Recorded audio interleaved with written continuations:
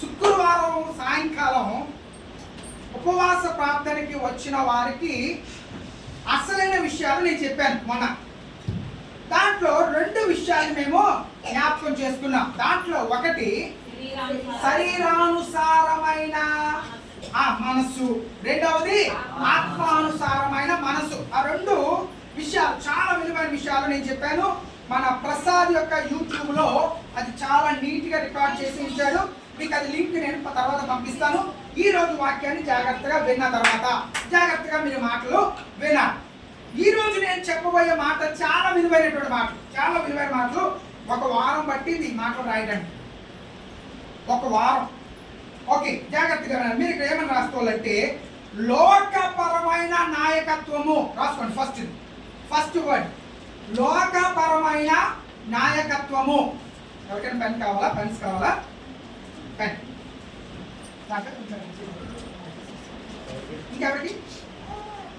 Okay, లోకపరమైన Vijay ఉందా? Pen ఉందా? Okay, ఇంకా ఎవరు రాసుకునేటువంటి ఫస్ట్ది లోకపరమైన నాయకత్వము. ఫస్ట్ది మత్తయి 20:25 నుంచి 20 మత్తయి 20:20 నుంచి 28 వరకు. దాంట్లో 2 విషయాలు. ఒకటి లోకపరమైన నాయకత్వము, రెండోది ఆత్మీయపరమైన నాయకత్వం. లోకపరమైన నాయకత్వము, ఆత్మీయపరమైన నాయకత్వము. ఒకటి తర్వాత మళ్ళీ ఒకటనే రాసుకుని మళ్ళీ ఇంకో పాయింట్ రాసుకోండి. క్రీస్తును పోలిన నాయకత్వం. క్రీస్తును పోలిన నాయకత్వము. ఒక టీచింగ్ లాగా చెప్తాను ఈరోజు. చాలా జాగ్రత్తగా మీరు వినాలి, అర్థం చేసేసుకోవాలి. ఏం చెప్పారు? ఏం రాసుకున్నారు? క్రీస్తును పోలిన నాయకత్వము. లోకాన్ని సంతోషపెట్టే నాయకత్వము. లోకాన్ని సంతోషపెట్టే నాయకత్వం.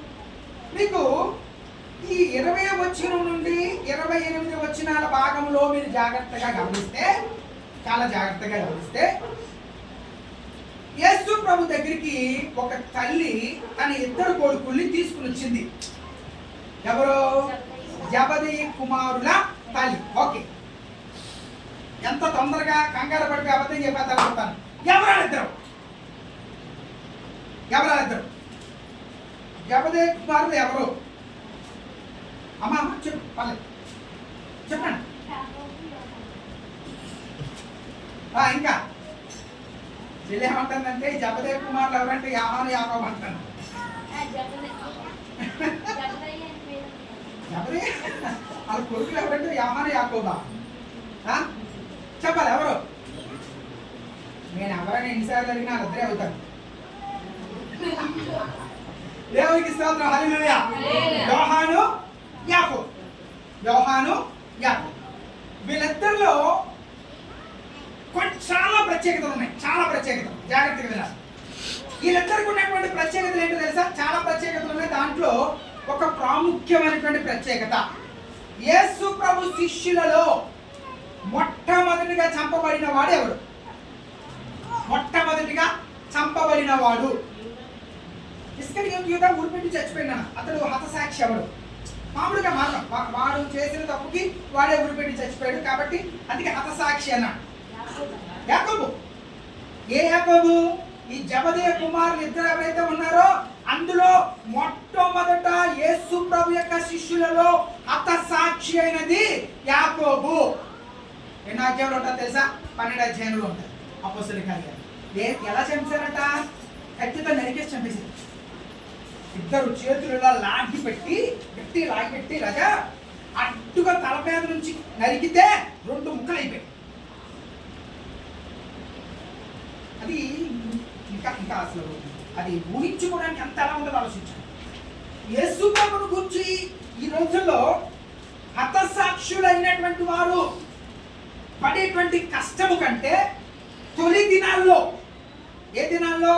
సంఘం ప్రారంభించబడినప్పుడు. నేను మాట చెప్పడా, ఈ రోజున మనకి సంఘానికి మనకి అంటే ఇంక్లూడింగ్ మీ, నేను నాతో సైతం కష్టమేమి లేదు, శ్రమ లేదు, బలహీనత లేదు, సమస్య లేదు.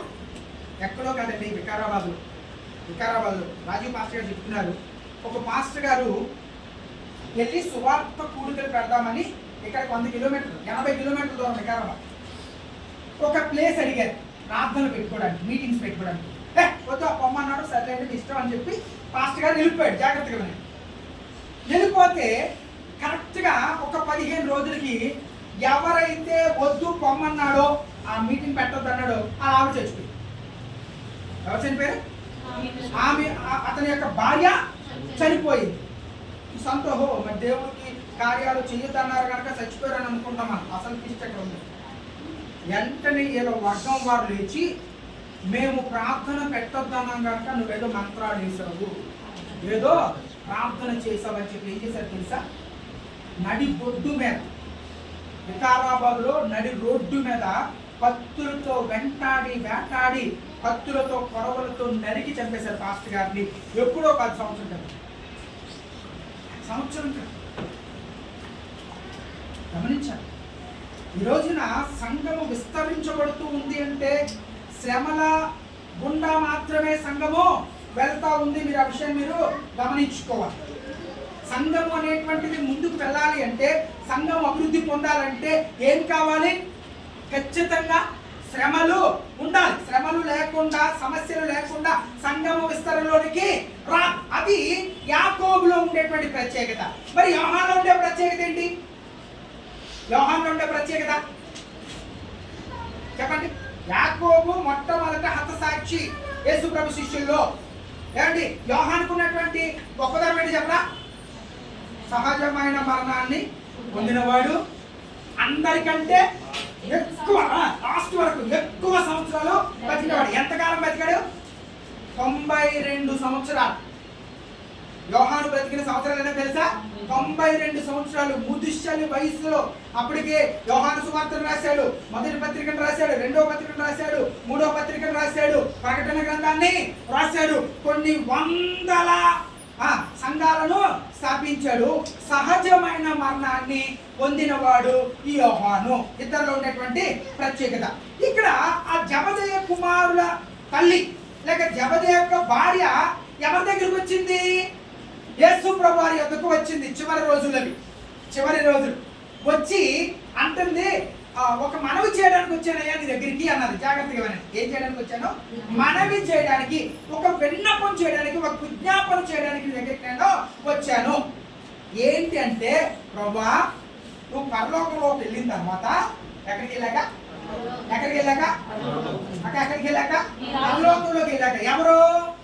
యేసు ప్రభు వారు పరలోకంలోకి వెళ్ళిపోయిన తర్వాత మేము అందరం కూడా వచ్చేస్తాము. అక్కడ నువ్వు ఒకసారి నాకు మాట ఇవ్వాలి. ఏంటి ఆ మాట తెలుసా? నా ఇద్దరు కొడుకుల్ని ఒకనేమో కుడివైపు, ఒకనేమో ఎడమ వైపు కూర్చోబెట్టేసి.